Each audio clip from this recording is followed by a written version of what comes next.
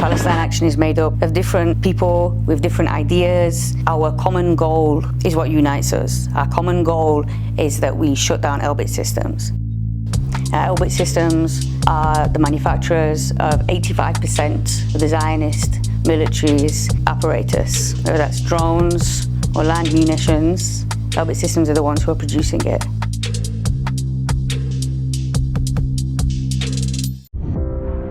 From cockpits to combat vehicles, we provide warriors with systems that protect lives.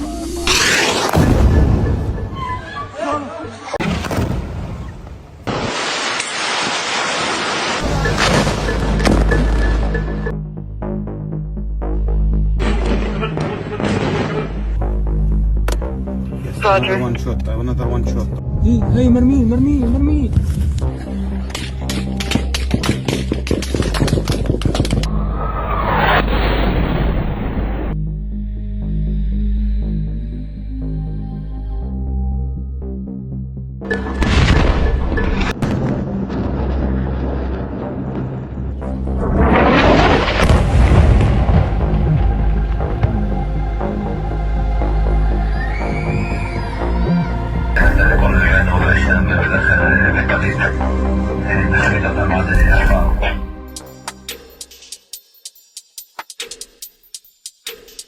We've shut down 3 sites of Zionist military production, one in Oldham, one in Tamworth, and their London headquarters, which they've now abandoned and fled. They have 4 remaining factories here that they can operate from, which we're putting a lot of pressure on. Our strategy is economic sabotage. There are 5 main targets, but our main target is Elbit Systems.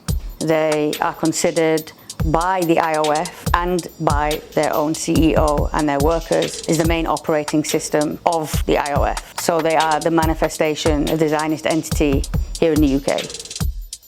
An Elbit Systems subsidiary in the UK is being recognised for driving innovation and creating jobs. Now, a lot of people think that a business of that size, a corporation of that size, is a giant and you can't touch them, but they're a business, which means that they need to make profits in order to continue operating. So what do? You compromise their ability to make profits. You destroy their reputation. You make it so they can no longer continue operating at cost. And how do we achieve that? There are different methods. They all oscillate around disruption. So we go directly to the arms factories and we physically dismantle those factories, whether that's entering sites and dismantling the machinery that is being used to engineer munitions and also this military technology, which so-called Israel prides itself on. It can mean going on the top of the factory, tearing it apart, roof tile by roof tile, until the great British weather rains and destroys everything inside of it. It could mean locking on, blockading the factory so that the factory cannot operate that day. And it also includes targeting what we refer to as the secondary targets, any business that Elbit relies upon to continue functioning. We also have compromised contracts of hundreds of millions of pounds. We have forced their business partners to cut ties with them, including IO Associates, their biggest recruiter worldwide, including JLL, their landlords, including, and this one's really important, Kuhn and Nagel. So K&N is one of 6 logistics companies worldwide who have the license to export and move weapons across countries. They were actually part of arming the South African apartheid. And how did they do that? They went through Israel. They're a $30 billion company and Elbit relied on them. So we started targeting K&N. Because we have a reputation of being relentless, we also know that we create this dilemma for these secondary targets where they have to decide whether it is worth the losses for them to continue their contracts with Elbit. And so we put pressure on them until they break, and they have to formally write to us and tell us that they've cut ties, and that has to be proven, otherwise we'll go again. So K&N tried to write to us and tell us they cut ties. Let's say we did our own research. We have people who are on watch. We have our own investigators. We have people observing these companies at all times. Actually, all they'd done is they'd camouflaged their lorries going in and out of the factories. And so when we saw that, we escalated until they eventually cut ties. Now that one's massive. It's talking about the quality pool of resources shrinking for Elbit Systems. That one's seismic. There's only 5 more logistic companies that they can actually use to export these arms.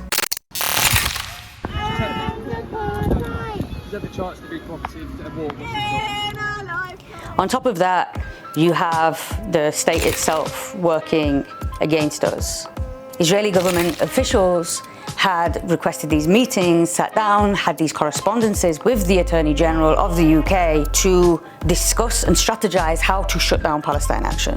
Now, this goes against all legal protocol of the UK's so-called justice system, which is built upon the idea of being an independent judiciary system. We don't see going to trial as a consequence of resistance. We see it as part of the resistance. So you get us into a courtroom and we don't believe that we're being accused. We're taking the arms trade to court, that we stand as the accuser, not as the accused. So we use the space in the courtroom to bring in Freedom of Information Acts. If there are companies like Teledyne, for example, who is an American arms company who also export to Israel, when they came to court, they said, but we don't have any business with Israel. Like this was misguided. So we got their export licenses and proved that that is not true. If England prides itself so much on its system, one, democracy is the biggest lie. If democratic roots worked, we wouldn't have to exist. Britain is party to the Genocide Convention, to the Geneva Convention, which states that if such an act is being carried out, not only should they not be arming the entity which is enacting that genocide, but they should also be actively punishing the entity that is enacting that genocide. Elbit Systems market their products as battle-tested on Palestinian people. This is how they market it. There is a whole dark dimension to the footage we see flooding out of Gaza right now.